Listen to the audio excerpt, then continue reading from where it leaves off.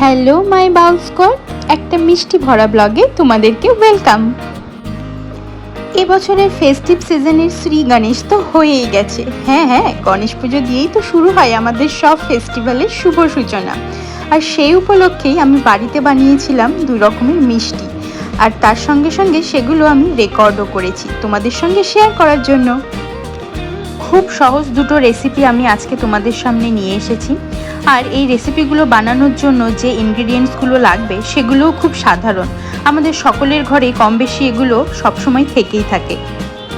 আজকে আর রেসিপি আমি আলাদা করে তোমাদেরকে ডেসক্রাইব করছি না, তোমরা তো দেখতেই পাচ্ছ, আর আমি মেজারমেন্টও স্ক্রিনে মেনশন করে দিয়েছি।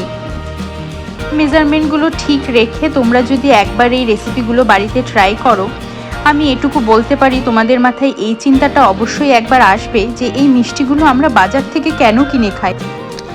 এখন সোশ্যাল মিডিয়ার দৌলতে আমরা সকলেই কম বেশি অনেক রান্না শিখে গেছি, অনেক কিছু বানাতে পারি। আজ থেকে বছর 10 আগে হয়তো আমাদের আইডিয়াটাও ছিল না যে এই খাবারগুলো আমরা বাড়িতেও বানিয়ে খেতে পারি। আমার দিদা একজন খুব ভালো রাঁধুনি, আর তিনি মিষ্টিও বানাতে পারেন খুব ভালো।